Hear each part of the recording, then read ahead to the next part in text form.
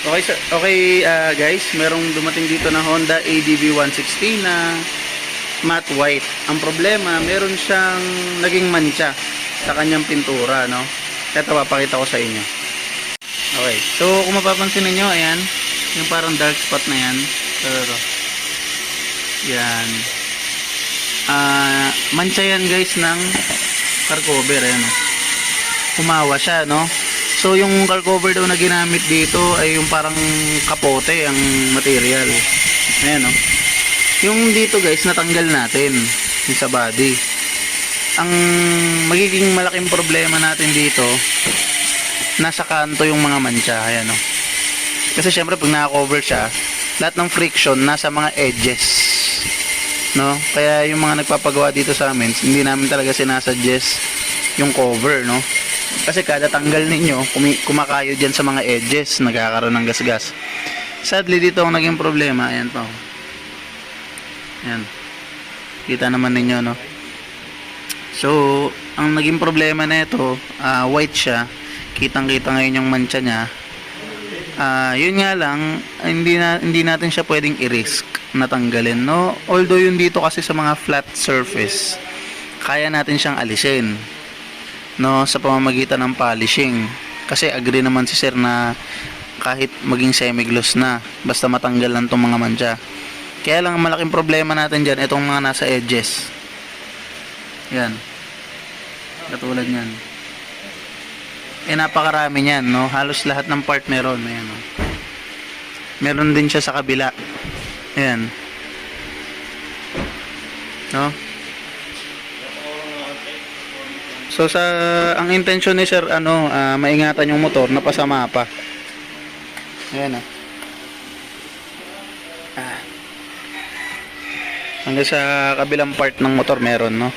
So pagka ganito ang sitwasyon guys, sad to say, tatanggihan natin yan dahil I'm sure, no, na pag binap natin yung mga edges na yon, matutuklap yung pintura. Kasi alam nyo guys, kahit gano'ng kakapal ang buga ninyo, laging manipis yan, hindi kumakapal ang pintura dyan sa kanto. No, ayan, oh, yung mga edges na ganyan. Ito, kahit 10 layers ng pintura gawin nyo dyan, laging manipis to. Kasi humihiwala yung kulay dyan, dumadapa dito. Itong mga edges na to, hindi kumakapal yung layer nyan. Yan ang pinakamanipis sa lahat ng part, kahit sa kotse, no? Kahit sabihin natin tubog, no, manipis pa rin yan. So instead na madamage, Kuya Ramil, ipapasok yung Suzuki, gilid mo muna yung motor. So ngayon, sadly, hindi natin tatanggapin yung motor kasi hindi natin kayang tanggalin yan. Masisira natin yan panigurado, no? So instead na ipilit natin, wala, i-surrender natin sa may-ari, no? At bibigyan na lang natin siya ng option kung ipa-repaint niya or ipa-wrap niya ng matte white din. Wala, ganun talaga. Paano gagawin natin, no? Kaysa naman masira yun. So yun, sa mga nagbabalak bumili, no, ng cover ng motor, isaalang-alang ninyo yan, no, na humahawa talaga yan. Make sure na bago ninyo lagyan, ito yung kabila, oh, ayan, no, ito sana walang problema, kaso ito kasi edge, hindi natin to pwedeng ipolish, no, sa batas ng pagpapolishing, mortal sin yan, no, nabapingin mo yung kantong yan. So na 99.9% mapupudpud yan at lalabas yung plastic. Ngayon, ang magiging ending nun, tayo nang magkakaroon ng problema dito pag nasunog natin yan, no? Syempre paparepaint na natin to. So instead na ipilit natin, wala, hingin na lang tayo ng paumanhin, no? Ito meron din, no? So ito, kinarwash na lang muna ni Kuya Ramil, and then isusurrender na lang natin sa may-ari. Wala So kayo guys, kung nagbabala kayo, bumili ng car cover para sa motor ninyo, lalo puti or sasakyan, tignan nyo muna yung review. Kasi may mga cover talaga na humahawa. Karamihan yan, lalo pagka naulanan tapos nainitan. Pagtanggal nyo ng cover, nandun na, nakahawa na yung paint. So yun lang guys, mahalagang paalala, no? Mas okay kung wag na. Isilong nyo na lang yung mga motor ninyo.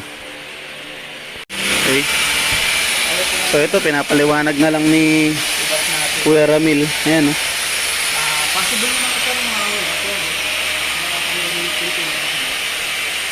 So ito, in-explain ni Kuya Ramil na masisira yung paint kapag binapping natin.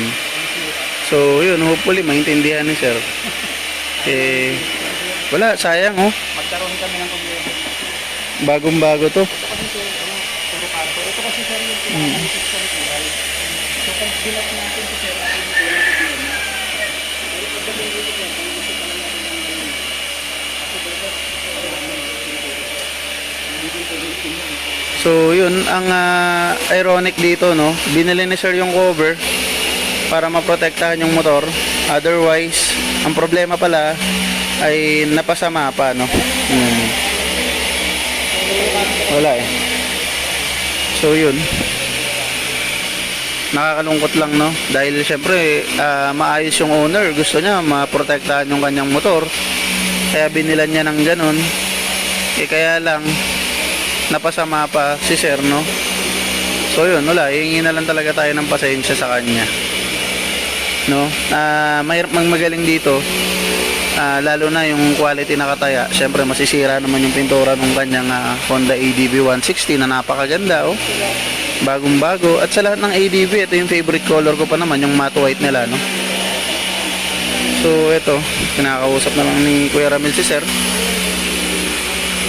Nakakalungkot lang, no. So kayo guys, pagbibili kayo ng motor cover or car cover, make sure na top quality at maganda ang review, no.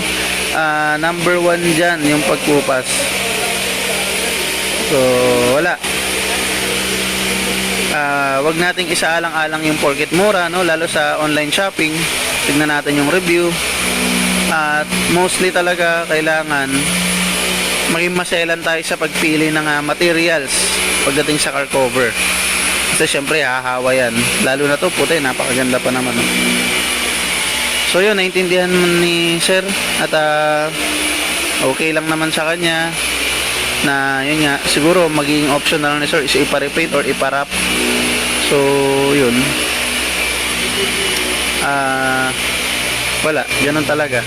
So guys, kayo pagka bibili kayo ng mga cover, maging maingat kayo sa mga products na gagamitin nyo para sa mga pinakamamahal ninyong motor. So kung meron kayong recommended na motor cover na magandang klase at subok nyo na hindi hahawa sa pintura ng motor, i-comment nyo dito para naman na magkaroon ng idea yung mga nanonood, no, na gusto rin bumili ng motor cover. Maraming salamat guys sa inyong panonood. See you on the next video. Ride safe.